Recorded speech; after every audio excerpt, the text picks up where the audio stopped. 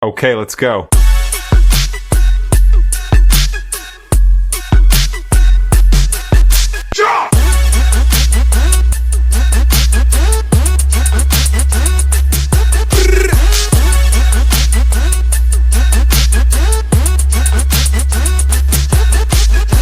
Okay, let's go.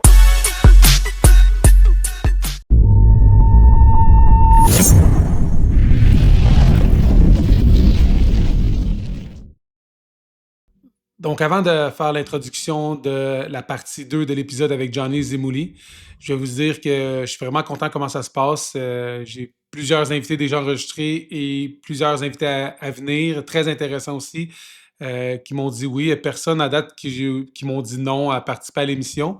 Et même, j'ai eu des suggestions de certaines personnes, quelques personnes qui m'ont écrit. Euh, Parlant de gens qui m'ont écrit, qui m'ont contacté, un ami, un pratiquant de jiu-jitsu brésilien qui est propriétaire de restaurant, qui est Gato Mato, a décidé de donner des certificats cadeaux à tous les invités qui vont venir à l'émission. Donc, Johnny et les prochains vont tous recevoir des certificats cadeaux et manger des délicieuses côtelettes d'agneau, euh, juste pour avoir participé à l'épisode. Donc, je trouve ça vraiment intéressant, les gens qui aident. Pour l'épisode avec Johnny qui s'en vient, Johnny va montrer deux techniques. Un counter à l'entrée de K-Guard et un counter au hip pump sweep. Et ensuite, on va embarquer dans la discussion à comment il a commencé le jiu-jitsu, qu'est-ce qui a mené à la création de la Fédération québécoise de jiu-jitsu brésilien. Et maintenant qu'elle est créée, c'est quoi les différents enjeux à venir, les règlements de sécurité, des assurances, l'enregistrement des écoles, combien de pratiquants qu'il y a. J'étais vraiment surpris que juste les compétiteurs, Johnny me disait qu'il y avait au-dessus de 4000 compétiteurs seulement, sans compter tous les pratiquants au Québec qui ne sont pas compétiteurs. Et aussi, qu'est-ce qu'est le futur de la fédération? C'est quoi les prochains enjeux? Donc, c'est vraiment intéressant. Et je vous invite à écouter Johnny. Merci beaucoup. Bonne écoute.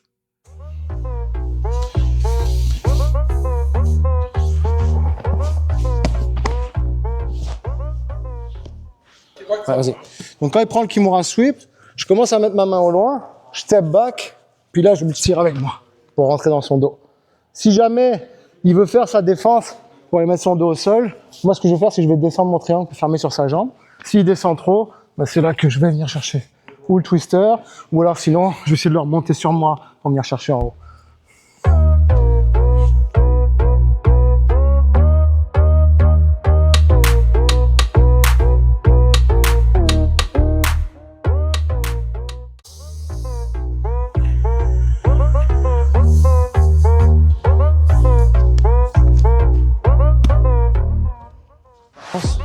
Il vient chercher le K-guard, j'isole sa jambe, d'accord? Je vais rentrer mon genou, passer ma jambe par-dessus. Puis lui, il continue à tourner.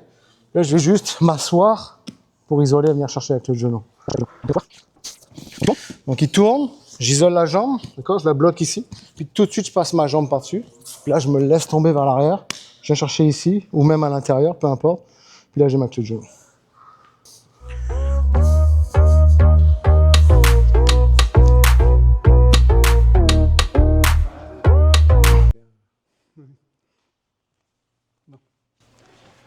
Bonjour Johnny, je suis avec Johnny à OMA BJJ. Johnny est le copropriétaire de OMA, ceinture noire 3e degré et directeur de la Fédération du Jiu-Jitsu du Québec. C'est ça, exactement. Puis avant de parler de la Fédération, c'est une des raisons qu'on est ici, peux-tu nous expliquer comment tu as commencé le Jiu-Jitsu? En fait, moi, j'ai commencé dans la fin des années 90, je dirais 98 à peu près. À l'époque, c'était l'époque des UFC, Royce Gracie, des choses comme ça. Moi, je jouais au rugby, au soccer, je n'étais pas du tout dans les arts martiaux. Puis en fait, ce qui s'est passé, c'est qu'on en parlait tous, les UFC arrivaient, on se demandait ce que c'était. Puis un jour, il y a un gars qui est venu de Paris, ouvert une salle dans le sud de la France. C'est une salle municipale, il n'y a pas de tatami, il n'y avait rien. Puis nous, on était des jeunes en fait qui faisaient rien, puis qui s'amusaient. On squattait, comme on dit en France. Ouais. On squattait, on jouait à la console. Il y en a qui fumaient de l'herbe. Enfin, on faisait pas grand-chose. Et puis lui, il est arrivé, il a commencé à nous montrer ses techniques. Puis en fait, avec le temps, je réalise que c'était juste une ceinture blanche qui avait 6 mois d'expérience. Puis c'était un peu n'importe quoi. On se battait sur le sol, on se cassait les bras, on s'endormait. Enfin. Mais j'ai senti que ça me plaisait. Donc j'en ai fait à peu près 1 an. On a réussi à avoir une salle municipale. On a commencé à en faire. Puis après, je suis parti vivre en Angleterre en fait. Et à cette époque-là, donc pour moi, c'était juste un sport. Comme un autre. Sauf que quand je suis arrivé en Angleterre, il y avait un bon club de jiu-jitsu qui coûtait à peu près 400 $ par mois. Donc, À l'époque, 400 $, c'est beaucoup. ça coûtait 200 livres par mois. OK. Et en fait, avec le temps, j'ai réalisé que c'était le club de Roger Gracie, en fait.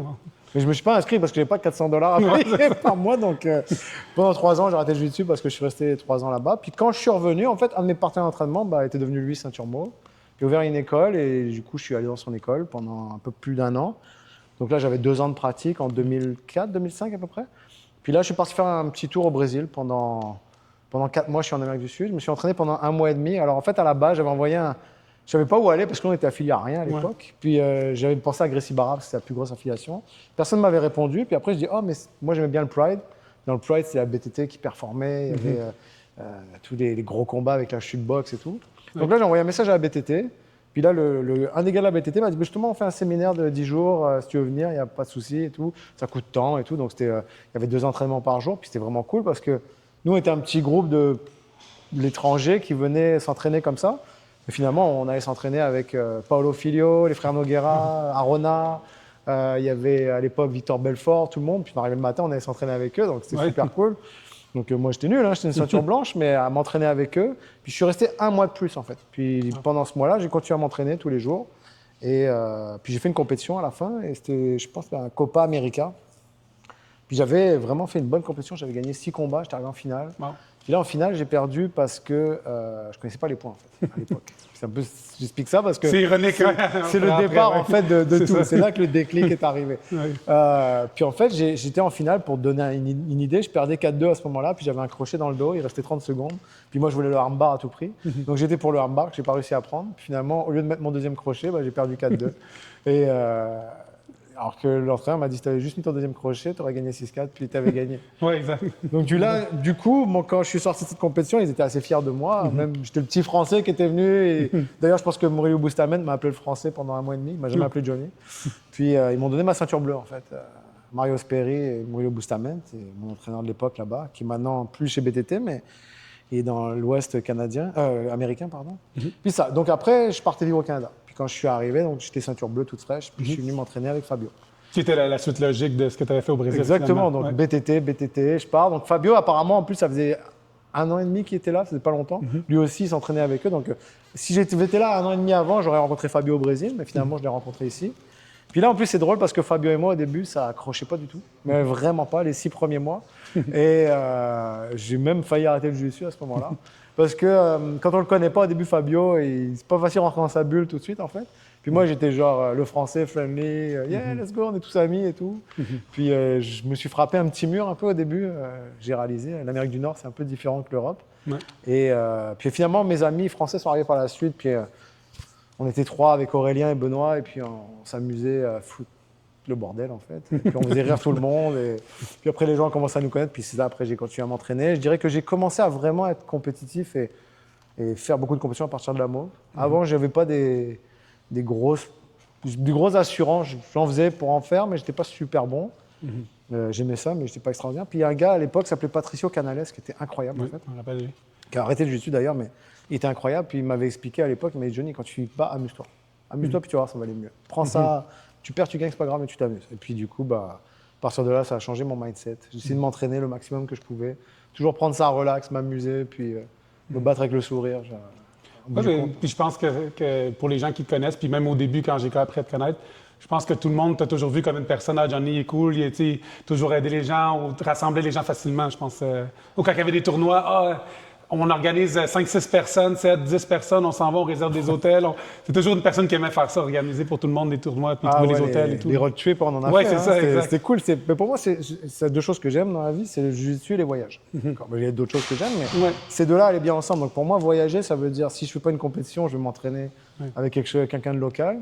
Puis si c'est pour la compétition, je ramène mes amis ou mes partenaires d'entraînement, peu importe l'affiliation, parce que tu t'en souviens, on y allait, et puis il y avait des gens de toutes les écoles qui venaient avec nous.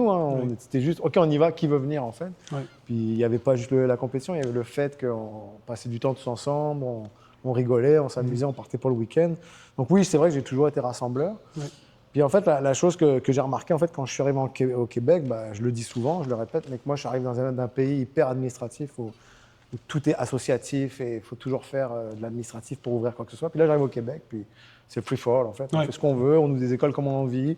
tu fais ce que tu veux, tu as une ceinture bleue, tu ouvres une école. Enfin bref, en France, si tu n'as pas des diplômes, si tu n'es pas ceinture noire, tu ne peux pas faire des trucs comme ça en fait. Puis là, j'ai commencé à bien performer en compétition, donc je ne dis pas que j'étais quelqu'un d'important, mais juste les gens me parlaient. Les gens le connaissaient quand même. Les gens me là, connaissaient, puis à un moment donné, c'est l'établi. ça que j'ai dit à tout le monde, j'ai dit, bon, les gars, il n'y a pas de fédération, il n'y a rien pour se protéger, s'il y a quelque chose qui se passe, quoi que ce soit. Puis là, on m'a fait comprendre à l'époque, en fait, que c'était différent. C'était plus relax ici, Ouais. que je viens avec mon esprit d'Europe, puis il faut que je m'adapte. Puis finalement, j'aurais dit oui, mais à un moment donné, quand ça va devenir trop gros, il est possible qu'il y ait un problème, il vaut mieux qu'on soit prêt au cas où. Bref. Puis même, je dirais jusqu'à dire, parce que je me rappelle, il y avait comme l'esprit inverse, parce que je me rappelle, on se demandait, mais pourquoi il y aurait des fédérations? Parce que quand on allait en Ontario, il fallait payer un frais. On se dit, pourquoi je paye ce frais-là? Ça me sert à quoi, cette fédération-là? Puis ça, on va fast-forwarder plus tard. Si on avance dans le temps, maintenant, on le sait pourquoi. Mais à l'époque, on se demandait pourquoi on aurait besoin d'une fédération à l'époque. Right? Ah, c'est ça. Et c'est ça le problème, c'est que moi, en plus, tu me connais bien, Alex, Ouais. hein, on était toujours rassembleurs dans les fameux tournois du samedi, Ouais, où ouais, on se exact. rejoignait tous. Je vais venir tout le monde de toute école, on mettait des arbitres, on mettait des modes. J'essayais d'apprendre le côté compétition à tout le monde. Même moi, hein, je me mettais dans le tournoi. Des fois, je me faisais taper, des fois, je gagnais, des fois, je perdais. Mais le but, c'est qu'on progresse tous, en fait. On devienne les meilleurs et du monde, pas de Montréal. En fait. Exact. Et puis, c'est ça. Et puis, j'ai essayé de créer ce côté fédérateur un petit peu. Puis, sans affiliation, sans rien. Parce qu'à l'époque, je ne sais pas si on se souvient, mais c'était un peu plus. C'était difficile de Faut pas franchir trop entre les écoles, cross-train, etc. Fallait pas sur des photos parce que sinon, Ouais. les autres diraient pourquoi tu es allé chez lui ou quoi que ce soit. Puis, nous, on a ouvert l'école avec David alors qu'on est de deux affiliations complètement différentes. En fait, lui était de la Riva, moi j'étais BTT. Puis en fait, ce que j'ai appris par la suite, c'est qu'on était la première école montréalaise officielle. Parce que toutes les écoles étaient affiliées à une grosse affiliation. Ah, OK. Vous avez parti votre propre école. La première, sinon c'était Ouais, Gracie c'est ça. Barra, BTT, etc. Ouais. Exactement. Puis en fait, comment je l'ai réalisé, c'est même pas parce que je l'ai fait en fait. C'est parce qu'un jour, il y a quelqu'un qui m'a appelé, qui organisait c'est les championnats du monde militaire, les choses comme ça. C'est un gros championnat qu'ils font chaque année. Puis il voulait incorporer le jiu-jitsu. Puis cette année-là, c'était à Montréal, qui finalement s'est pas fait parce qu'il y avait des grèves. À cause de grèves, ils l'ont pas Surprise. fait. Bref, c'était des moyens de pression, un truc comme ça. Puis il m'avait dit, mais j'ai dit, mais pourquoi vous m'avez contacté moi et pas BTT ou Gracie Barra? Elle a dit, parce que quand je vais sur le site de la fédération IBJF, la seule adresse qu'il y a à Montréal, c'est vous en fait. Ah, wow. C'est là que j'ai réalisé, j'ai dit, ah ouais, mais j'ai dit, comment ça se fait? Il dit, BTT, il y est pas. Il dit, ouais, BTT, mais c'est Brésil ou peu importe. Los Angeles, Ah, c'est Los pas à Angeles, Montréal. J'ai dit, ah ok, d'accord. Donc on a créé OMA BJJ. Moi, je voulais pas imposer BTT à David. David voulait pas m'imposer De La Riva. Surtout que lui était loin de ses bases quand même. Même si De La Riva, ça reste qu'il n'est plus en France. Moi, je faisais pas forcément le curriculum dans mes techniques. J'en faisais, mais c'était pas ça l'essentiel. Donc, c'est ça. On a ouvert OMA BJJ. Puis, au début, c'était plus une bande de potes qui allaient faire des compétitions. D'ailleurs, c'est pour ça qu'au début, on a perdu beaucoup de monde parce que c'était très compétitif, nos entraînements. Oui, je me On rappelle. allait pour la compétition, Ouais. tu sais.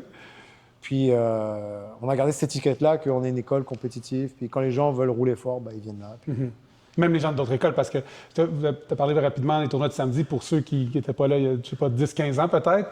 Ils ne se rappellent pas, en plus que les tournois, n'importe qui de n'importe quelle école pouvait venir, mais en plus, tu encourageais les gens, hey, veux-tu être ref pour celui-là, veux-tu compter les points? Puis tout le monde participait à devenir ref, même si la personne était ceinture blanche ou bleue, il était encouragé de pratiquer à être ref et de participer dans tous les aspects du tournoi. c'est ça, parce que souvent, je dis souvent à mes élèves, l'aspect du règlement, c'est 50% du combat. Je veux dire, j'ai gagné des combats en compétition contre des gars qui étaient plus forts que moi. Je peux le dire honnêtement. Ouais. Sauf qu'ils n'avaient pas la maîtrise du règlement comme je l'avais.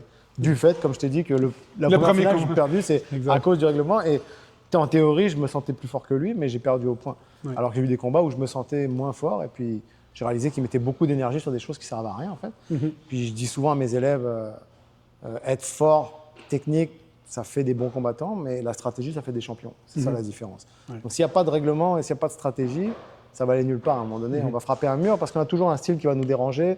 On a toujours une personne qui a une façon de rouler qui nous dérange. Ouais. Et à ce moment-là, il faut savoir s'adapter, en fait.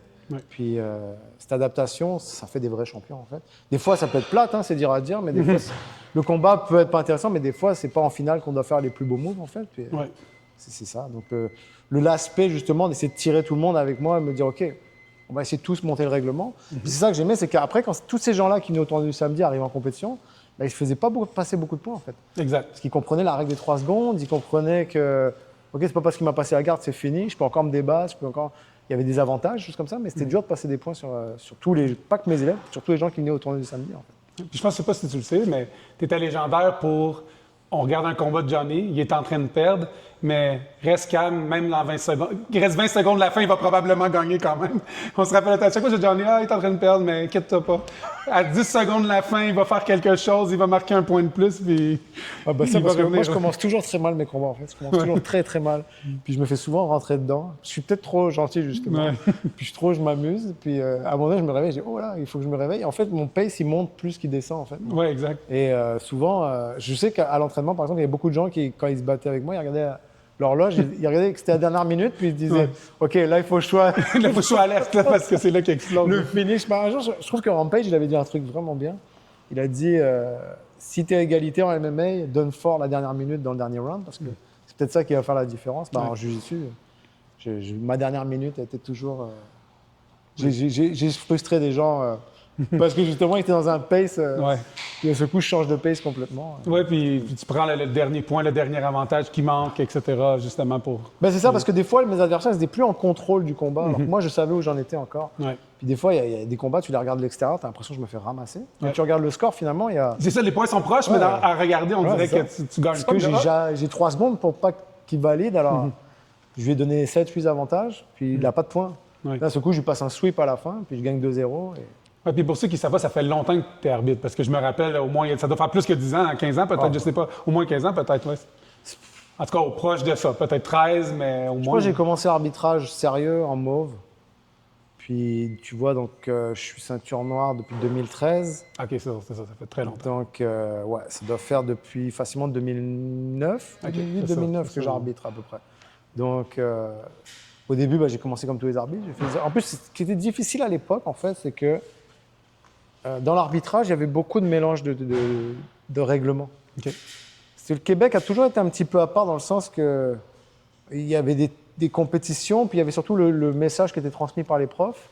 Des fois, c'était pas toujours les bonnes infos. Je parle pas de Fabio dans ce cas-là, je parle plus en général, dans les À la écoles. limite, même Fabio, je trouve que c'était un de ceux qui connaissait mieux parce qu'il était vraiment IBJJF dans sa mentalité. Mais là, des fois, j'arrivais dans des compétitions, puis le chef arbitre, il nous disait, ouais, il y a ci, il y a ça, puis tu pines la personne, puis tu as 2 points de plus, puis il faut bien la mettre sur les épaules. Je réalisais qu'en fait, c'était des mélanges avec ADCC. Ah, Donc, ok, il ok. mixait un petit peu tout, des fois, à cette époque-là, il fallait retrouver un peu. Puis là, donc, j'ai arbitré vraiment régulièrement, mais j'ai eu une certaine frustration à un moment donné au niveau de l'arbitrage, parce que les promoteurs, et d'ailleurs, c'est une démarche qu'on fait maintenant, c'est que les promoteurs, à l'époque, l'arbitre n'était pas essentiel pour eux, le niveau de l'arbitre, en fait. Ouais, je comprends. Puis Fabio, c'est une chose que j'aimais beaucoup, par exemple, c'était important pour lui que ses arbitres aient un bon niveau, avec soit des ceintures noires ou marron au minimum, puis des gars en qui il a confiance. Donc on était quand même tous à nos affaires. Et des fois, j'arrivais dans des promotions où c'était des gens sélectionnés la veille, Ouais. qui avaient des ceintures bleues ou blanches, puis qui ne connaissaient pas grand-chose au règlement, qui débarquaient après 3 heures parce qu'ils réalisaient que c'était trop difficile. Puis des fois, j'étais payé la même chose qu'eux, en fait. Ouais. Je trouvais que l'expérience n'était pas payée. Ouais. Je dis à un moment donné, ok, ça suffit. Puis voilà, je dis au promoteur, je dis, ok, mais il faut que tu me payes plus parce que c'est pas vrai que moi je suis ceinture noire et que j'arbitre des IBJJF. Puis le gars qui a fait aucune compétition et qui est ceinture bleue et qui va me demander toutes les 5 minutes, ah, qu'est-ce qu'il faut que je fasse là, qu'est-ce qu'il faut que je fasse là. Ouais. Non, c'est pas possible. Donc c'est pour ça qu'après j'ai arrêté. Mais maintenant c'est un cheval de bataille avec la fédération qu'on fait avec Carl, c'est qu'on s'assure que les gens soient formés au règlement pour et des ceintures mauves au minimum. En fait. Ouais, c'est bien. Puis justement, là, on va en parler justement pour la fédération, mais avant que la fédération commence, il y a eu un événement, il y a eu un changement de loi, et là, ils ont dit à partir d'un moment, un événement, puis du tournoi de Jiu-Jitsu au Québec. C'est ça. Je pense qu'il y a 2 choses qui sont arrivées. Un, tout l'aspect de communauté qui avait commencé à grandir avec les petits tournois comme tu faisais, etc., puis les gens qui allaient ensemble à des tournois de différentes écoles. Le fait de ne plus faire de tournois, on s'entraînait juste dans notre école. Ouais. Puis on a perdu la fait qu'on rencontre des gens de Québec, de n'importe où. Je pense que ça fait de mal au Québec. Mais comment ça a commencé? Quand c'est arrivé, comment tu as commencé à penser même à l'idée d'une fédération? Parce qu'à l'époque, tout le monde était comme se regardait et on se disait, bon, qu'est-ce qu'on fait? Mais en fait, ça revient un peu à ce que je te disais tout à l'heure, c'est que quand j'ai eu cette discussion avec les gens, je citerai d'ailleurs une personne qui s'appelle Martin Guyenne, parce que j'en parlais beaucoup avec lui à l'époque, justement. Quand je parlais avec les gens, ils me disaient « Ah, mais ici, c'est toléré, il n'y a pas besoin et tout ». Mais moi, je parle de l'idée que quand tu grossis, si tu n'es pas structuré, il y a des gens qui vont te chercher des problèmes, en fait. Ouais. C'est sûr et certain. Surtout s'il y a de l'argent qui se brasse, ou ce que ce soit pire. sais, à un moment donné, je veux dire, ils sont pas bêtes, le gouvernement. Ils voient des promotions avec 600 sign-up à $100 par personne, que c'est 60 000 qui rentrent. Ouais. Il faut après payer tout le monde, payer la salle, mais il reste quand même 25-30 000. Cet argent, elle est où?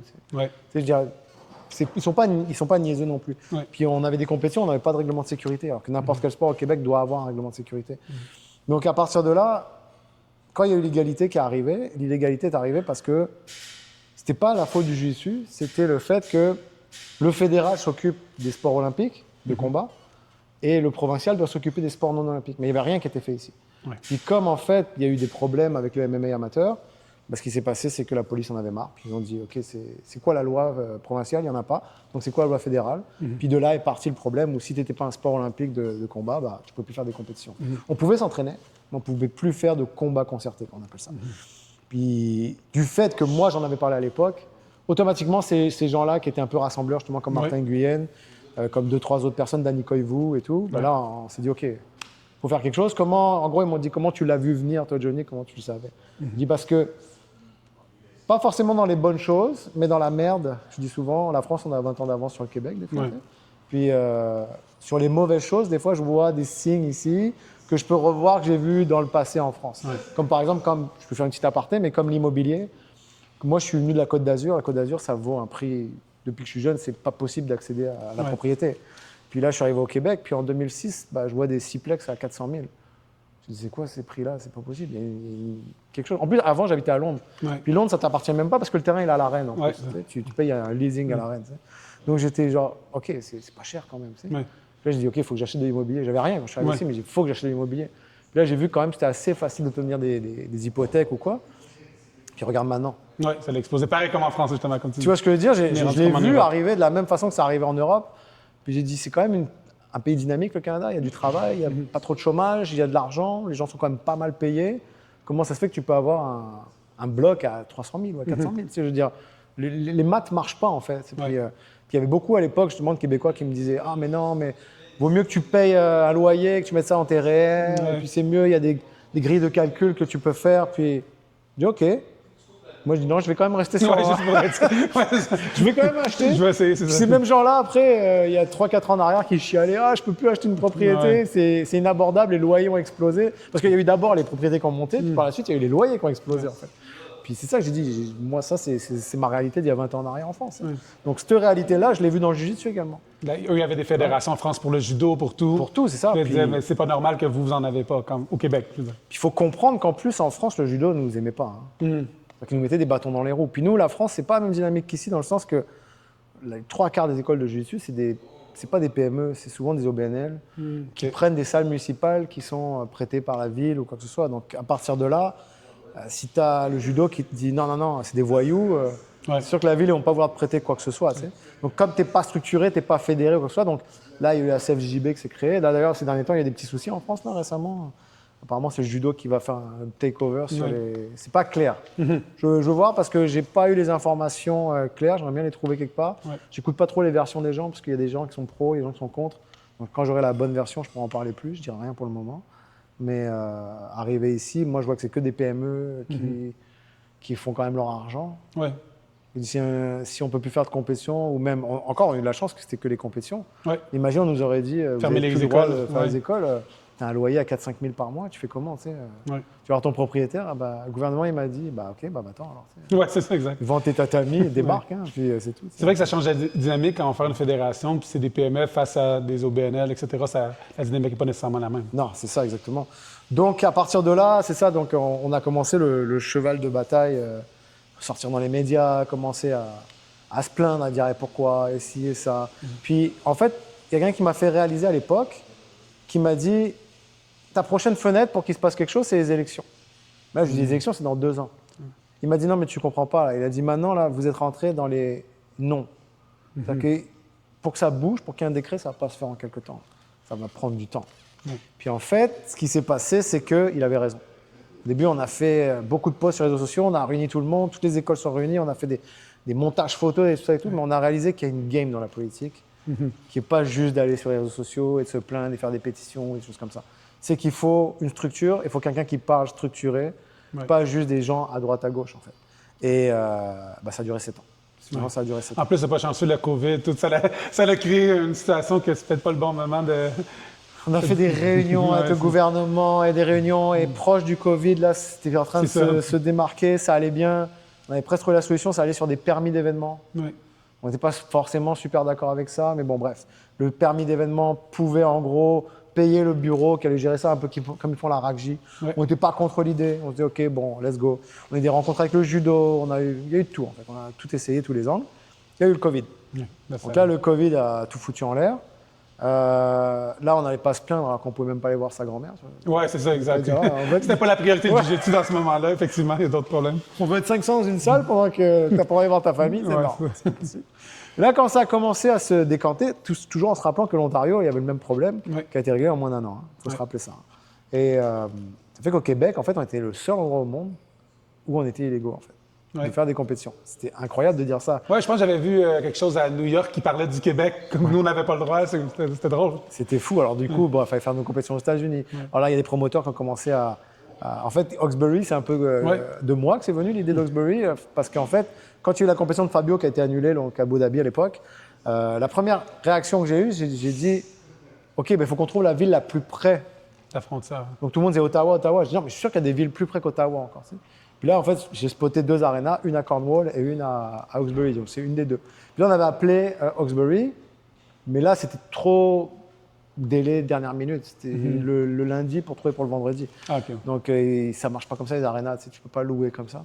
Puis là, ils comprenaient pas trop ce qu'on voulait, ce qu'on faisait et tout. Puis là, du coup, à l'époque, quand il y a eu l'illégalité, le SAU en fait avait repris l'idée d'Hawkesbury.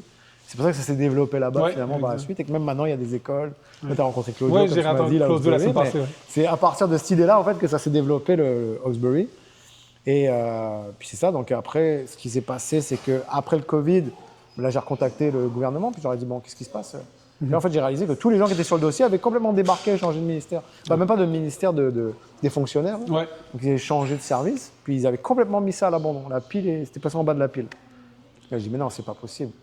Puis là, en fait, on a dit, OK, on va passer au plan B. C'est-à-dire qu'au lieu de faire les bons gentils, là, on va commencer à attaquer plus agressif. Donc, ce qu'on a fait, c'est qu'on a repris le tweet, en fait, de la personne de la CAQ qui avait dit, oh, bah ça va se régler facilement, c'est 4 ans en arrière. Ouais. Que finalement, c'est pas réglé facilement. Donc, on a pris le tweet, mais lui, il l'avait effacé, mais on l'avait quand même en Ok, réserve. vous l'avez gardé. Puis là, on l'a mis sur les réseaux sociaux, puis on l'a interpellé, on lui a dit, on a interpellé la ministre et truc, et on a dit, on va aller dans ta circonscription, à Chauveau, puis on va faire une compétition devant ta mairie, tu sais. Parce qu'apparemment, c'était facile à régler. OK. Et Ouais, là, ça apparemment. a commencé à se poser des questions. Là, de l'autre côté, il y avait le karaté qui est devenu illégal. Ouais. Donc là, ça a créé un tollé parce que le karaté, ça parlait plus aux gens. Ouais. Donc là, on a surfé aussi la vague de ça. Puis, il y a eu 2 autres choses qui ont joué. Il y a aussi Steven qui nous avait un peu aidé à One to Jitsu là-bas. Oui. Parce que lui, il connaissait quelqu'un au ministère, donc l'oreille était un peu plus ouverte. Puis surtout, ce qui a fait, c'est que la personne qui a pris le dossier en charge a été vraiment proactive. Ah ouais? Ouais. François Cloutier s'appelait, et puis il a fait vraiment du gros travail. Puis il a mis les bouchées doubles, puis il nous a dit qu'en gros, on va aller vers. Faites un règlement de sécurité, le décret va passer, puis vous serez prêts à reprendre les compétitions. C'était pas plus compliqué que ça. Pourquoi ça a été simple pour nous? Parce qu'on n'a pas de coup porté.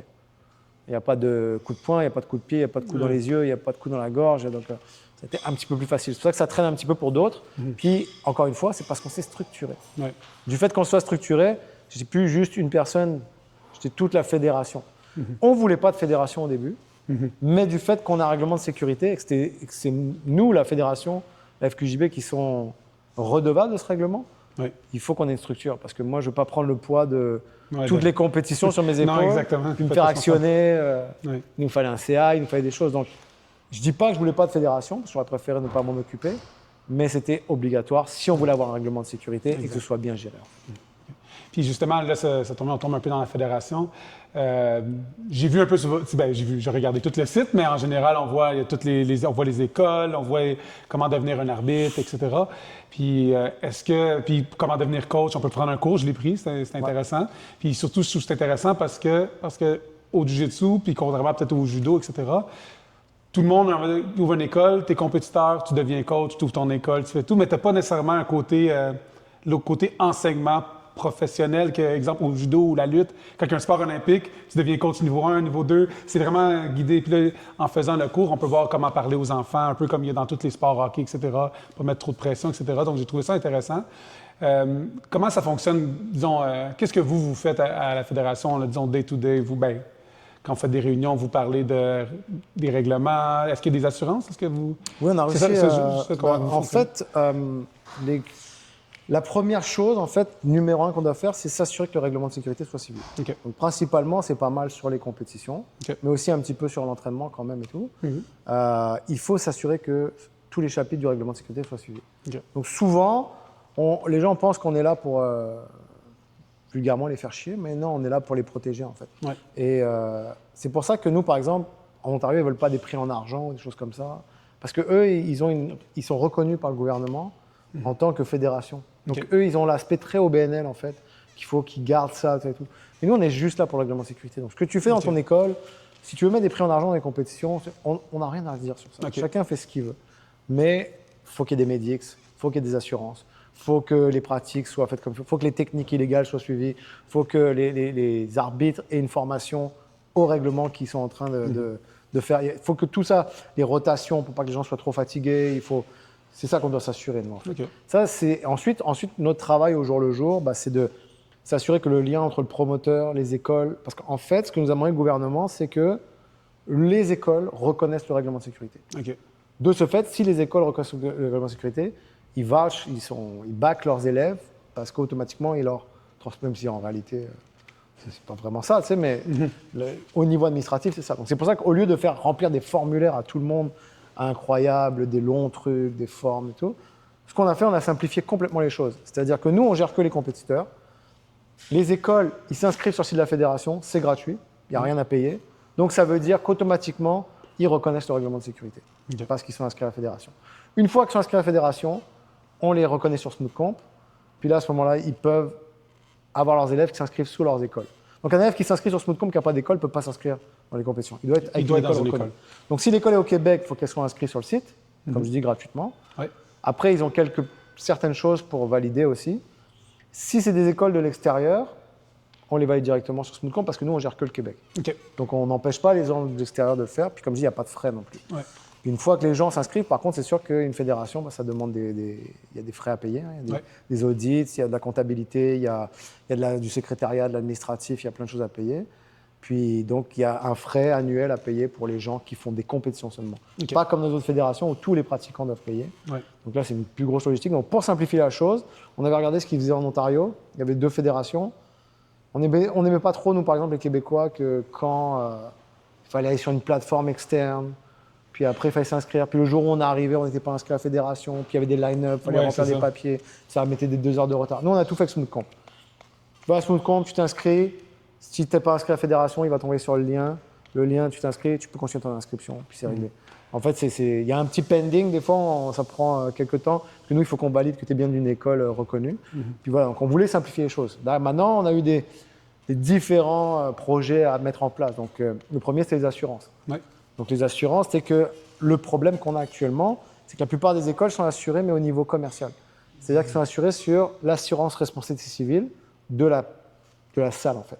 C'est-à-dire que tu rentres, tu glisses, tu te fais mal ou quoi que ce soit, il n'y a pas de problème. Mais tout ce qui se passe sur le tatami, tous les assureurs du Québec ne couvrent pas ça. Ouais. Donc, si on voulait avoir accès aux assurances qui couvrent la pratique, il fallait qu'on soit une fédération reconnue.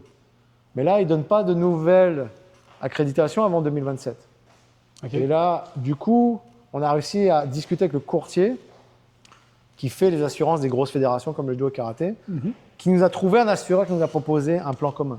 C'est-à-dire que nous, de notre côté, on doit payer quasiment presque 10 000 pièces par année OK. pour nous couvrir comme il faut, pour que que les gyms aient accès à cette... Quand ils sont dans un tournoi ou même dans leur propre gym?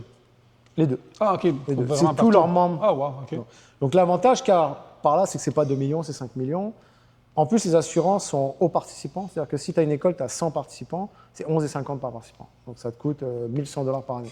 Moi, par exemple, je te donne un exemple, j'y vais avec les chiffres et je vais être honnête. Cette année, j'ai déclaré 150 élèves. Ça m'a coûté 1 600 ou quelque chose comme ça. Mais avant, je payais une assurance commerciale 2 000 par année. OK. Donc, ben, moi. Donc, ça me coûte moins cher et je suis mieux couvert. Ouais. Et là, j'essaie de faire la même chose, mais pour les promoteurs. Parce que là, ils ont été ouverts pour les... Je devrais peut-être pas dire ça, là, mais c'est la vérité. Normalement, en compétition, là, les promoteurs, ils sont couverts que sur le commercial pour rentrer dans les lieux, pour charbonner. Ouais. Tout ça. Mais Mais pas ce pour qui se les passe sur le blessures. tatami, ça, donc. Bon, après, c'est sûr que ça se fait pas comme ça. On est au Québec, on n'est pas aux États-Unis. Hein. Ouais. S'ils se font actionner, il faut que ça va sûrement aller en justice, mais il va falloir payer des frais sûrement Ouais. pour se défendre, puis il faut que ce soit justifiable quand même. Mais c'est risqué. C'est risqué, ouais. Donc moi, j'aimerais que ce soit plus risqué en fait. J'aimerais que tout le monde se mette là-dessus parce que les accidents, ça peut arriver partout. Puis en plus, les assurances, c'est pas que pour les compétiteurs, c'est ce qui se passe dans le gym. Ouais. Là, mon nouveau cheval de bataille, je sais pas si tu l'as vu, mais on a créé un poster sur les maladies de peau. Là, Oui, j'ai vu. qu'on a partagé, on a mis ça pour le télécharger sur le site. Comme ça, ils peuvent le mettre dans leur gym parce que, encore une fois, les maladies de peau, les anciens le comprennent, savent ce que c'est, savent ce qu'il faut faire. Mais pour que le message se transmette, on va pas dire à chaque fin de cours, « Hé les gars, Ouais. faites attention ». Donc, on a créé ce poster pour que ce soit partout dans les vestiaires. Puis qu'à un moment donné, ça rentre dans la tête des gens, comme le laver les mains dans une Ouais, cuisine, dans ou l'hôpital, faites peu ça. importe, Puis ouais. qu'on s'habitue à ça parce que souvent, des fois, les gens ne savent même pas. Puis ils se pointent au gym avec un staphylo sur le bras. Ouais, ils se demandent c'est quoi ça. Puis là, il dit « Ah, j'ai ça depuis 3 jours, tu sais ce que c'est ?» Tu le regardes. tu dis, T'as ça J'ai roulé depuis 3 toi, jours. ça fait 2 jours que je roule avec toi, j'aurais dû me le dire avant. Ouais. Parce que le problème, c'est que les gens ne savent pas très bien souvent la cause et les effets, et Ouais. comment ça arrive. Souvent, les gens mettent ça sur la propreté, mais ce n'est pas juste la propreté. Ouais. Il y a plein d'éléments. Il y a des gens qui, en fait, on l'a tout le temps, mais il y a des gens qui réagissent. Et des gens qui réagissent. Moi, par exemple, qui était prône à en avoir beaucoup avant, j'en ai plus maintenant. Ouais. Et j'ai réalisé en fait qu'à chaque fois que je l'ai eu, c'est parce que j'étais en surentraînement. Et Quand ton système immunitaire était plus faible, peut-être, puis là, exactement. ça sortait. Ok. Et tu regarderas même en MMA, souvent les gars ils attrapent dans les grosses coupes de poids à la fin. C'est là qu'ils attrapent un staphylo parce qu'ils ont baissé leur système immunitaire. Là ils ont des micro-abrasions sur la peau, boum, ça rentre. Puis là ça réagit. Alors que moi ça fait 6 ans que j'ai pas eu un staphylo. J'avais pas. Alors je connais des gens qui en ont jamais Non, eu. jamais. Je dirais pas non, mais on en connaît encore. Moi, j'en ai jamais eu, j'ai l'impression que je m'entraîne pas assez fort. Hein. Peut-être c'est ça. Je suis jamais à l'époque où je Non, suis mais tellement brûlé. c'était Non, pas j'ai jamais eu. forcément. Ouais. C'est pas juste ça. Des fois, c'est la. J'ai remarqué, il y a des périodes aussi. Tu sais, des changements de température. Oui, on a des Les gens sont fatigués. Comme des ça. endroits que Ouais, toutes les gyms commencent à l'avoir en même temps. exactement. Oui, on le voit. Après les des compétitions. vagues. Après les compétitions, ça arrive beaucoup parce que il y a deux raisons. La première, c'est qu'on s'est préparé fort. Ouais. Puis la deuxième, je sais pas si tu as vu dans les compétitions, mais les gens font pas attention. Non, Il y en a c'est ça, qui exact. marchent pieds nus, ils vont aux toilettes pieds N'importe nus, ils où, reviennent ouais. sur le tatami. Tu as 100 combats par tatami dans la journée, jamais nettoyés. C'est pas la faute du promoteur, hein, mais Ouais. Ça va trouver, tu peux pas nettoyer à chaque combat. exactement. Mais en hein. même temps, les gens, ils vont pisser aux toilettes pieds nus. Ouais. Tu sais, donc, Surtout avant les compétitions, tout le monde est nerveux, on rentre, on sort des toilettes sans arrêt, puis là, ça fait le bordel. Hein. alors là, depuis l'histoire d'Askren, Ben Askren, je pense que ça a un peu plus ouvert les yeux aux gens, que ça peut être plus grave que ce qu'ils pensent en fait. Ouais. Je pense que les gens réalisent un petit peu plus. Alors là, maintenant, il y a tout le monde qui crie au scandale. Ah, mais j'en ai plein, je comprends pas ce qui m'arrive. Je sais pas, est-ce que c'est la faute du gym, est-ce que c'est la faute de ça? Mais en fait, c'est la faute à beaucoup de raisons. Je veux pas pas parler du Covid forcément, mais c'était dit par des scientifiques au début du Covid que quelque chose, un monstre qui allait se créer, c'est tous les produits alcooliques pour se nettoyer les mains. En fait. Ils disaient qu'il faut vraiment utiliser le savon. Mais la plupart des entreprises, pour faciliter la tâche, ont mis ça dans les entrées. Alcoolique, ouais. C'est plus rapide, mais en fait, ils disaient que ça va créer d'autres monstres, en fait, qui fait qu'on va détruire toutes les bonnes bactéries. Et j'ai l'impression que Ça a peut-être un impact. ça, puis maintenant, le no-gi a explosé. Ouais. Donc, il y a plus de contact, plus de transpiration. Avant, on avait quand même le gi qui protégeait un petit peu. Ouais, moins de contact avec la peau, hein, Guy. alors, ouais. Exactement. Donc, je pense que ça, c'est un cheval de bataille. Maintenant, le nouveau truc que j'aimerais mettre en place l'année prochaine, donc j'en parle à l'Assemblée Générale, qui sera le 22 novembre, mais on aimerait que les écoles se présentent, en fait, pour qu'ils apprennent à se connaître, en fait. J'aimerais bien créer un petit template. Je trouve quelqu'un qui est un peu dans la vidéo ou quoi, mais pas forcément que ce soit nous qui fassions les vidéos. Qu'on envoie ça au gym, voilà, 5 questions. Fais une vidéo de ton gym, présente-toi, ça dure 1 minute. Oui, bonjour, mon gym est à Montréal, je suis au BJJ. Nous, on a une étiquette, on est de tel style, on est présent, on est à tel endroit, puis filmer un peu, 1 minute. Toutes les écoles se présentent dans le but que genre, ok, déjà on a réussi à référencer, donc maintenant on a une map en fait des gyms, mais qui se présentent plus. C'est maintenant. étonnant, j'ai vu, je pense, c'est juste à Montréal, c'était dans la région de Montréal, c'était au moins 100 écoles. Plus tout le Québec, je me rappelle plus du chiffre, là, j'ai C'est regardé. 140 et 140, quelques. c'est ça, c'était beaucoup, j'étais surpris. Ouais, c'est beaucoup, puis en plus, il y a beaucoup de pratiquants. Ouais. C'est pas juste, tu vois, juste à la fédération cette année, je regardais, sur les 3 premières années, il y a 4800 personnes qui sont inscrites dans les compétitions. Ça, c'est Pas juste Québec, les compétitions, sans Juste compter des les gens qui compétiteurs. s'inscrivent pas. C'est Bon, beaucoup. bien sûr, il y en a qui sont à l'extérieur. Et il faut se rappeler qu'en plus, ADCC et BJF, comme c'est des événements internationaux, on a une entente avec eux où on va juste signer avec eux comme quoi ils reconnaissent que les gens sont inscrits à la fédération. Parce que les événements internationaux, en fait, ce qu'on veut, c'est qu'on utilise leur règlement Mais dans l'autre sens, on ne leur met pas les contraintes non plus locales, en fait. Ouais. Parce qu'on veut les faire venir quand même ici, on veut les Évidemment. revoir. D'ailleurs, normalement, Abidjef revient l'année prochaine à Montréal, donc ça, c'est une très bonne nouvelle. ouais, c'est une bonne Ça aussi, c'est des trucs sur lesquels on travaille, ça, on essaie Ouais. de faire revenir ce qu'on avait avant, en fait. Mhm. Abu Dhabi essaie de revenir, mais c'est plus comme avant, en fait. Le format, il est plus comme avant. Ils ont beaucoup moins de succès, parce qu'avant, il y avait le côté voyage à gagner direct. Ouais. Maintenant, c'est plus c'est régional, il faut faire un certain nombre de points, et ça a perdu en popularité en Amérique du Nord, on va dire. Mhm. De plus rester populaire là-bas, mais si Abidjef revient à Montréal, ça serait Ouais, ça serait vraiment bien. cool. Ça va rappeler des bons souvenirs. à mon avis. Puis vous faites aussi des séminaires pour arbitres. C'est ça, on a commencé J'ai ça. vu, là, puis j'ai vu sur votre site aussi. Là. À peu près au trimestre, ce qu'on fait, c'est qu'on fait un. C'est pas forcément. Au début, c'est un séminaire qui était considéré comme arbitrage, mais c'est pas juste arbitrage. En fait, c'est un séminaire de règlement. Donc, c'est pour tout bord, c'est pour les coachs, c'est pour les compétiteurs, pour essayer de comprendre. Mais là-dessus, s'il y en a qui sont intéressés à arbitrer, ce qu'on fait, c'est qu'on leur propose de faire une compétition en shadow, bénévole. Puis là, ils viennent, ils font une journée, ils ne sont pas payés, mais au moins, ils ne sont pas le stress d'arbitrer. Puis s'il y a des moments dans la journée, ils sont à l'aise, il faut qu'ils nous arbitrent au moins 3 combats, un dans chaque, un enfant, un gui, un no-gui.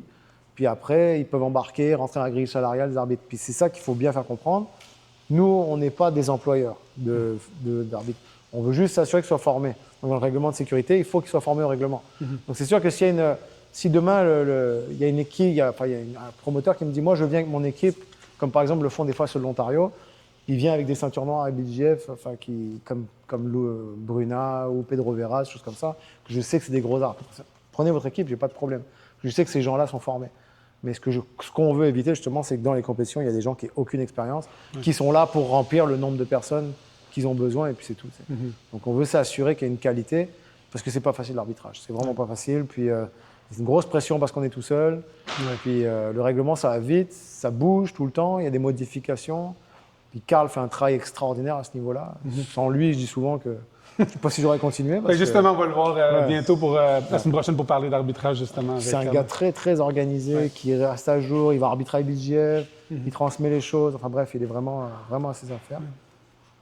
Je serais pas là. On filme, c'est pour ça. Mais juste pour confirmer, là, ce que je comprends, c'est que dans le fond, vous voulez professionnaliser la structure du jiu-jitsu, un peu comme le judo. C'est que toutes les choses soient, pas nécessairement contrôlées, mais juste que les arbitres fonctionnent bien, les écoles ils comprennent les maladies, les coachs s'enregistrent comme pour les cours, pour savoir comment enseigner. On peut se voir les écoles sont où, parce qu'un peu en judo, on peut voir les écoles, etc. Donc, c'est un peu ce que vous faites, peut-être pas exactement de la même façon, mais c'est un peu juste avoir une structure puis la situation soit agréable pour tout le monde. Quand on va à un tournoi, on sait que ça va être sécuritaire, on sait que les règlements vont être clairs, on sait que l'arbitre, il sait ce qu'il fait, c'est pas un peu n'importe quoi. C'est ça, puis on veut faciliter la tâche à tout le monde, en fait. On veut être transparent, puis faciliter la tâche. Ouais. Ça veut dire qu'en gros, des fois, il y a des gens qui me disent « Ah, je voudrais lancer une promotion, je m'y connais pas ». Puis là, des fois, je vais les aiguiller. Je dis « Ok, c'est ta première, tu n'en as jamais fait, fais un petit gala. OK. Pars pas avec 8 tatamis comme un fou. En même temps, s'il me dit « Ok, j'ai besoin d'arbitre », moi, j'envoie un inspecteur sur l'événement. Il y a toujours un inspecteur de présent. OK, à Donc, chaque cet événement. inspecteur, il est là. Peut-être qu'un jour, ça extrapolé les inspecteurs quand tous les promoteurs font bien leurs affaires. Mais c'est un buffer entre le gouvernement et le promoteur. Lui, il s'assure que le règlement de sécurité soit suivi. Il n'est pas là pour les points, les choses comme ça. Il est là pour le règlement de sécurité. Il s'assure que toutes les issues de secours soient comme il faut. Il s'assure que les tatamis sont à la bonne taille. Il s'assure que les tables ne soient pas trop près. Il s'assure qu'il n'y ait pas d'objets dangereux. Il est là pour ça, lui, pour la sécurité, vraiment. Il y a une commotion, hop, tout de suite, il note, il me l'envoie, je suspends la personne dans le système. Le gars, il ne peut pas reprendre les compétitions tant qu'il n'a pas été éclairé par les médecins. C'est vraiment la sécurité. Ensuite, il y a les arbitres. On s'assure qu'ils sont formés. Donc, en théorie, le promoteur, il arrive, il a pas mal de travail mâché par la fédération parce qu'il n'a pas tout cet aspect-là à se casser la tête. Et nous, en même temps, on est sûr qu'on travaille avec des gens qui font bien leurs choses. Alors, au début, bon, ça n'a pas été facile. Ouais. Mais après, avec le temps, en plus, on ne charge rien au promoteur. En plus, oui. Pour le moment, parce qu'on va peut-être devoir charger un frais bientôt, parce qu'on va peut-être essayer d'aller chercher une assurance plus globale pour eux. Mais théoriquement, c'est juste l'inspecteur qui doit payer. En fait. Parce que comme je t'ai dit, ce n'est pas nos employés les arbitres, donc c'est leurs employés. Nous, on propose un prix suggéré si c'est nous qui les aidons à les envoyer. Maintenant, si lui, il y a une autre promotion qui vient qui dit « Moi, je prends mes arbitres, tu négocies comme tu veux avec eux ». Mais nous, on donne un barème à peu près de qu'est-ce que vaut un arbitre. En fait. Mais en même temps, en faisant ça, on aide les écoles à potentiellement avoir plus de personnes. Parce que si un parent, surtout dans le cas des enfants plus que des adultes, inscrit son enfant se blesse à chaque fois qu'il va à un tournoi, il va désinscrire son enfant.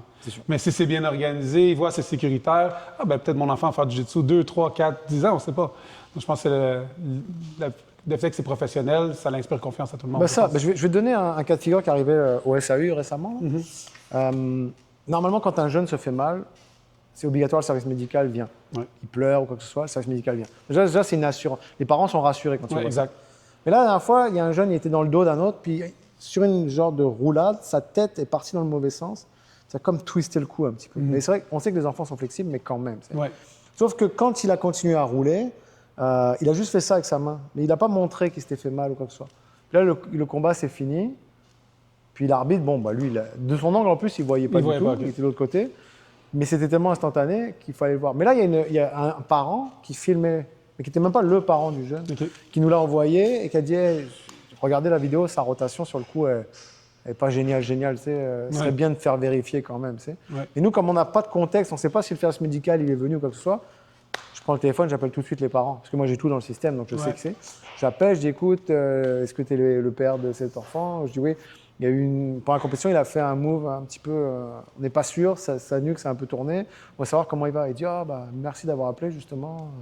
Non, bah, on l'a emmené après au service médical. Donc je sais que du coup, c'est les parents qui ont fait automatiquement eux le protocole. Donc ça m'a rassuré à ce niveau-là. Ouais. Ils ont massé un peu le cou, ils ont regardé, ils ont dit que c'était un peu musculaire, il était un peu tiré, il n'y a pas grand-chose. Moi, à mon âge, tu me fais ça, j'ai la nuque brisée, c'est sûr. Mais c'est vrai que les enfants, des fois, ils font des trucs incroyables. Ouais. Et j'ai dit ok, parfait, mais on va quand même rester en contact, tenez-nous au courant s'il y a quelque chose, quoi que ce soit. Puis là, au début, il n'a pas compris trop le parent, puis il m'a rappelé 20 minutes plus tard. Mais vous êtes qui en fait? Ouais, c'est ça, exact. Qui m'appelle? Ben, je dis on est à la fédération. Il dit ah, moi je crois que c'était mon école qui m'avait appelé. Je dis ah, mais vous faites ça, la fédération, vous suivez? Ouais. Je dis ouais, bien sûr, nous on est là pour la sécurité principalement, donc c'est l'aspect le plus important pour nous. C'est-à-dire qu'il y a des champions, c'est bien, mais que les gens, comme tu dis, viennent et savent que leurs enfants sont en sécurité ou quoi que ce soit, c'est plus important pour nous. Ouais. C'est bon pour tout le Québec, Ouais, c'est ça. au long terme, tous les propriétaires de la PME, justement. Parce que la compétition, c'est quand même la façade, la vitrine. C'est-à-dire que même, surtout les parents, des fois, ils ne savent pas hein, qu'est-ce qu'ils font leurs enfants. Moi, j'appelle des parents, des fois, je leur dis dans quelle école votre enfant 1252 rue de Chambly. Tu sais. Oui, ça Je dis mais c'est quoi le nom de l'école? Ouais. Ah mais je sais pas, moi je le drop puis je rentre à la maison. Moi j'ai des parents qui m'appellent ici à l'école et qui me disent allô, je voudrais qu'ils commencent les arts martiaux. Je dis, vous faire du karaté ou du jiu-jitsu parce qu'on a du karaté aussi Ouais. ici. Puis là il me dit ah bah je sais pas. Ouais, juste n'importe quoi, qui sait se défendre. Tu veux je sais pas faire trop. qu'il fasse quoi? Du tennis ou du soccer? Ouais, c'est ça, c'est pas la même chose. C'est pas pareil quand même. Non, mais c'est bien, ça change parce que les gens commencent à connaître mieux.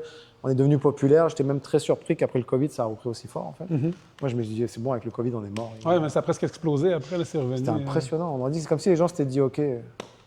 Puis je pense qu'on s'est tous soignés de nos blessures aussi. Ouais, c'est ça. Un an pour se remettre Ok, sur place, c'est bon, faire des opérations si on a besoin, etc. là. C'est ça, exactement. Donc tout le monde est revenu fort. Puis la game évolue tout le temps. Ça n'arrête jamais. Moi, j'essaie de me moderniser. Puis ici, OMA, c'est un environnement, pas une hiérarchie en fait. C'est-à-dire que il y a pas de, je suis pas le grand chef. Puis moi, je veux créer un environnement. Puis Christophe, il monte ses trucs. Maxime, il monte ses trucs. Toujours dans la même idée un peu, mais chacun va apporter sa pierre à l'édifice. C'est ça qui est cool parce que même moi, ils m'apprennent des trucs des fois. Ouais. Puis moi, je suis content d'apprendre encore à mon âge. Tu sais. Puis j'ai le choix, hein, de toute façon. C'est soit je reste sur mes acquis puis j'évolue pas. Comme je me lasse puis j'arrête. Ou soit je me dis, ah, je me fais encore challenger sur Ouais, des c'est ça, trucs. exact. Tu n'irais pas faire des buggy choke, hein, c'est fini pour toi Non, encore. c'est ça. Faut te déchirer le genou, ça. Mais bon, après, il y a des trucs de clay jump qui sont cool. Il y a des trucs, tu sais, je trouve ça intéressant, Ouais. des games, des fois, quand je vais au World, je regarde un peu c'est quoi les games actuels, sur quoi ils jouent. J'adore, par exemple, de voir que, par exemple, la close guard est revenue à la mode. En théorie, pour C'est vrai rentrer- que ça disparaissait. Surtout en Ogi, ça disparaissait. Bon, en fait, il y a eu les clés de jambes, puis là, les clés de jambes, maintenant, c'est de plus en plus difficile à rentrer. Donc, du coup, les gens vont vers C'est ça. des gardes fermés pour rentrer dans les jambes, en fait. Ouais, pour exact. forcer les gens à se déconnecter, puis à chercher des key guards, des choses Ouais. comme ça. Alors, je trouve ça intéressant, l'évolution, parce que ça, on l'a tout ça, on l'a déjà vu, en fait. Ouais. À un moment donné, ça se met d'une autre façon, en fait. Puis, des fois, je revois des vieux fascicules du judo début du XXe siècle, puis je réalise qu'en fait, on n'a rien inventé. Ouais, ils font toutes les mêmes positions. C'est le judo olympique qui a rendu ça différent, mais le vrai judo de base, il y a des clés de jambes, il y a des hooks, il y a des trucs genre. Ouais. De la Riva, Ouais, genre. ouais, ouais. t'es genre, ok, ça existait déjà en fait, puis ça a juste été mis en avant maintenant. Parce que le jiu-jitsu, c'est bien se vendre, il faut dire ce qu'il y a. Ils savent Ouais. utiliser les réseaux sociaux, ils savent être modernes, ils savent rendre ça. Je veux dire, dans quel sport tu aurais un jeune qui performe bien pendant 4 ans et il peut se permettre de faire des séminaires après à $2000 Ouais. parce qu'il est populaire sur les réseaux sociaux, il a gagné 3-4 grosses compétitions, puis ça y est. Je veux dire, tu tu vois pas ça au judo, tu vois pas ça au karaté. C'est pour ça que des fois, la discussion, le débat d'aller vers les Olympiques, ou choses comme ça, c'est pas tout le monde qui est convaincu de ça. Hein. C'est pas tout le monde qui est encore... Je pense que les plus proches à y arriver pour l'instant, c'est GGIF, en fait, c'est ceux de Abu Dhabi et tout. Quand un format intéressant, je trouve, pour les Jeux Olympiques, parce qu'en fait, comment ça fonctionne, c'est 5 minutes, puis tout rapporte des points. Donc ça veut dire que tu as une pénalité, c'est un point pour l'autre. Tu as un avantage, c'est un point. Donc un combat simple. qui finirait 2-2 avec BGF, avec 3 avantages et 2 pénalités, blabla, en plein de trucs, bah, ça va finir 7-6 à la fin. Ah, OK. Puis le dernier qui a marqué, c'est celui qui gagne les points, si en cas d'égalité. OK. Donc ça rend qu'il n'y a plus de décision d'arbitre quasiment. Ça rend le combat, bah, il va en avoir toujours. Ouais, mais quand même, Mais plus au moins, dynamique. ça rend ça fluide. Tu sais. Donc c'est eux qui sont les plus proches des Jeux Olympiques. Est-ce que tout le monde est intéressé aux Jeux Olympiques? Est-ce qu'on a envie de regarder des combats IBJJF de 10 minutes en ceinture noire? Je pense qu'au niveau format visuel, ça ne marchera pas. Ouais, ça va être difficile. Donc on verra. Est-ce que les PME ont envie de devenir des Ça, je pense OBNL? que la partie PME aussi change beaucoup la dynamique comparément. Ben, Puis surtout avec les Jeux olympiques, qui des fois, ils veulent enlever, exemple, la lutte, des choses comme ça, on se dit, dur de rentrer du jiu-jitsu quand on est en train d'essayer d'enlever des sports de grappling qui sont là depuis peut-être 2, 3, 4 000 ans. Hein. Ouais, puis ça peut faire mal les Jeux Olympiques aussi, hein, parce que regarde le breakdance. Je veux dire, le breakdance, bon, c'est bien, hein, c'est cool. Moi, je regardais plein des compétitions de breakdance quand j'étais jeune, mais le format olympique, il n'a pas fait briller. Non, pas du Puis tout. la pauvre fille, qui apparemment qui était bonne, elle a choisi une chorégraphie qui était pas bonne. Bah, apparemment, elle n'est pas si mauvaise, cette fille-là. Mais elle s'est fait railler par le monde entier. Puis le breakdance est devenu la risée du monde. Ouais. Alors que tu regardes des vraies compétitions de Ouais, breakdance. c'est des vrais athlètes. C'est fort. Hein. D'ailleurs, quand j'ai des gens de breakdance qui rentrent au jiu-jitsu, Ouais. généralement, ils performent bien en jiu-jitsu assez rapidement. Ça se déplacer au sol et tout. Bref, c'est pour ça que les Jeux Olympiques, c'est une discussion. Ouais, ça va être un autre débat au complet. C'est un autre débat, la reconnaissance, c'est un autre débat. Pour l'instant, on assure la sécurité, puis c'est le principal. Ouais. Et est-ce qu'il y a quelque chose d'autre de la fédération qu'on a manqué ou quelque chose, je pense qu'on a fait beaucoup, mais peut-être qu'il y a quelque chose que tu voulais dire? Non, je pense que là, on rentre dans la 3e année, puis on voit qu'il y a des choses, ça y est, c'est rentré dans la tête des gens. Surtout les formations de coach, on est content, on en a parlé beaucoup. C'était difficile au début, maintenant, c'est quasiment tout le monde qui les a fait. Ils ont compris l'importance de le faire. C'était sûr que le gouvernement n'avait pas nous laissé reprendre les compétitions sans un minimum de formation. Et en même temps, c'est pas mauvais, hein. Prise de décision éthique, par exemple, j'aime bien aimer ce combat. Bon, c'est... Moi, il y a des cas de figure que, genre, on mettait sous le tapis. Finalement, il ne faut pas les mettre sous le tapis, en fait. Ouais. Il faut les gérer, tu sais, parce que c'est ça d'être un coach, c'est ça d'être un propriétaire. C'est ce que, des fois, je reproche un peu au jiu-jitsu, c'est que les gens pensent avec une ceinture noire qu'ils ont tout compris. Mais Ouais. t'as pas forcément. Il y a des ceintures noires compétiteurs, il y a des ceintures noires coach, mais il y a aussi des entrepreneurs. Ça, c'est 3 choses différentes. Tu sais. Mais des fois, il y a des choses que j'ai vues dans mon passé qui seraient plus acceptables Non, maintenant. En fait, je veux dire, c'est parce que je dis toujours aux gens, je dis ok, parfait, nous on l'a accepté parce qu'on était des adultes et on sait se protéger. Est-ce que ton fils, tu as envie qu'il soit dans cet environnement-là? Ouais. Non. Tu sais. Exactement. Donc, il faut s'assurer. Il faut s'assurer que ça se passe bien et que ça va vite. En plus, hein, les mauvaises nouvelles. Hein. Ouais. Et puis, c'est relayé de la mauvaise façon souvent. Donc, Exact. On ne veut pas se faire refermer une autre fois à cause Voilà. que les pratiques ne sont pas des bonnes pratiques. ça peut aller vite. Hein. Ouais. Ça peut aller vite. Hein. Genre, un mauvais move dans une compétition, tu sais, c'est par exemple le MMA amateur qui est toujours illégal. Il n'y a jamais eu autant de compétitions que depuis que c'est illégal. En fait. C'est vrai. Hein. Ouais. Une fois, la personne du gouvernement il m'a dit mais vous rigolez ou quoi? Je dis, Ouais. vous croyez qu'ils vous ont attendu pour continuer? Je veux dire, je dis, mais en même temps, vous leur proposez rien, donc ils ne vont pas s'arrêter. Hein.